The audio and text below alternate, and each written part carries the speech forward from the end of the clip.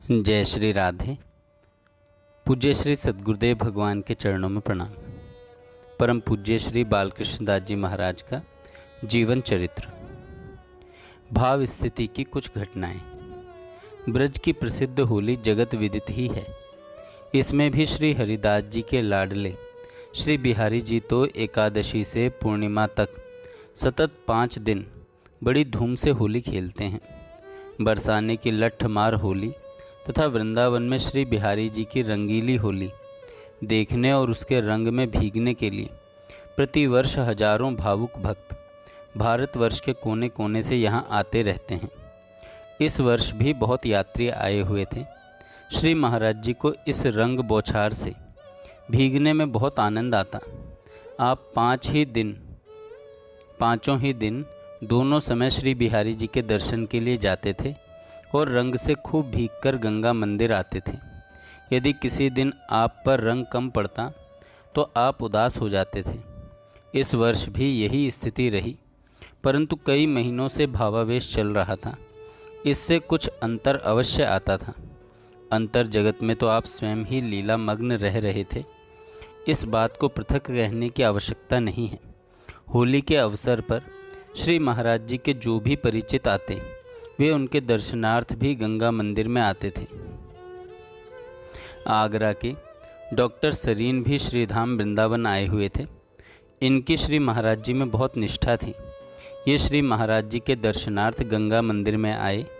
उस समय श्री महाराज जी भावस्थिति में ऊपर वाले कमरे में बैठे हुए थे, इसलिए मैंने डॉक्टर साहब को नीचे ही बैठा लिया।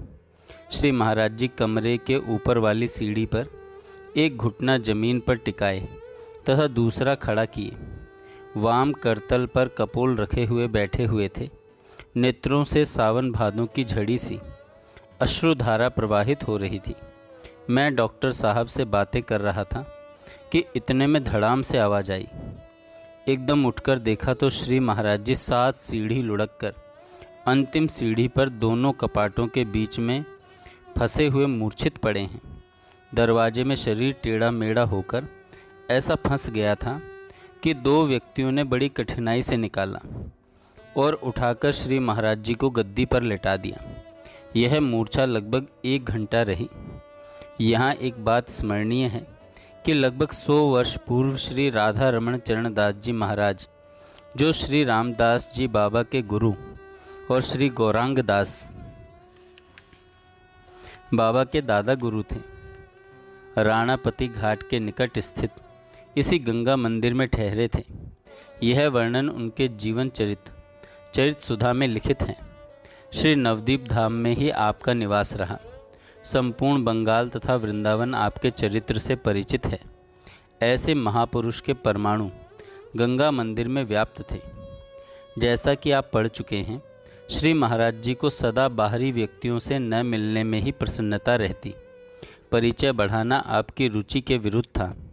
यदि कोई प्रसंगवशात आ ही गया तो आप इधर उधर की 1-2 बातें करके उसे टालने की ही चेष्टा करते या किसी बहाने स्वयं ही वहाँ से चले जाते। आपका कहना था कि मुझे बहुजन संपर्क की आवश्यकता नहीं है। मेरे पास एक ही व्यक्ति आए पर जिज्ञासु हो, पथ में चलने का प्यासा हो। मैं कौतूहलवश दर्शन करने आने वालों से परिचय बढ़ाना नहीं चाहता। मुझे प्रसिद्धि की कामना लेश मात्र भी नहीं है। मैं भगवत प्राप्त संत की पूर्णता की विशेषता तभी मानता हूँ जब किसी एक जीव को भी भगवत चरणों में पहुँचा दे। आप सतत ही अपने अंतर जगत की स्थिति में ही रहा करते थे। किसी से वार्ता कर रहे हों, किसी से हंसी विनोद कर रहे हों, तो भी आपकी तन्मय स्थिति स्पष्ट ही देखने में आती थी। कभी कभी हास्य विनोद करते करते ही आपकी भावाविष्ट स्थिति हो जाती।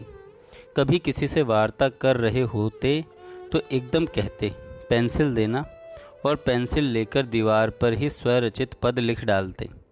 नवीन व्यक्ति के लिए यह बात समझना अति कठिन है। आपकी प्रकृति बाह्य स्थिति सदा ही देखने में आती थी। ऐसे ही एक दिन आप दोपहर के समय गंगा मंदिर के प्रांगण में टहल रहे थे। सहसा भावावस्था के चिन्ह दिखने लगे। नेत्र अरुणिम हो गए। कुछ क्षण स्थिर खड़े हो गए और एकदम सबको बड़ी जोर से डांटने लगे। पास में पड़ी हुई लाठी उठा ली और मारने को उद्यत हो गए। आप यह सब भाव की स्थिति में ही कर रहे थे, कारण कि डांटने में या लाठी उठाने में क्रोध नहीं दिख रहा था। आज इस भाव की यह नवीन अटपटी स्थिति देखकर हमें तो हंसी आ रही थी। आपने सब वस्त्र उतार दिए, एक टाट का टुकड़ा कमर में लपेट लिया और एक टुकड़ा उठाकर ओढ़ लिया। केशों की जटासी सिर पर बांध ली और एक बड़ा सा लोटा लेकर अत्यधिक क्रोध का भाव प्रकट करते हुए मैं चला जाता हूँ कहकर द्वार से बाहर निकल गए और यमुना तट की ओर जाने लगे। हमने रोकने का प्रयत्न किया तो बड़ी नाराज़ी से कहने लगे, चले जाओ, नहीं तो मेरे हाथ का थप्पड़ लग जाएगा। हमें भय तो नहीं लगा, कारण कि हम आपकी भावस्थिति से परिचित थे। आपका मनोभाव देखकर लौट आए। कुछ ही क्षणों में आप लौट आए और ऐसे ही धुरणायमान नेत्रों से देखते हुए गंगा मंदिर के एक छोटे से अंधेरे कमरे में चले गए। अंदर से सांकल बंद कर ली। ठीक 1 घंटे बाद आप बाहर आए। हमने देखा आप पूर्ण प्रकृति स्थित हैं। मुद्रा शांत एवं प्रसन्न है। मुद्रा शांत एवं प्रसन्न है। कुछ लिखा हुआ कागज आपके हाथ में था। हमने कागज आपके हाथ से लेकर देखा तो उसमें 108 पंक्तियों का एक पद लिखा हुआ था। कोठरी में इतना अंधकार था कि हाथ को हाथ नहीं दिख सकता।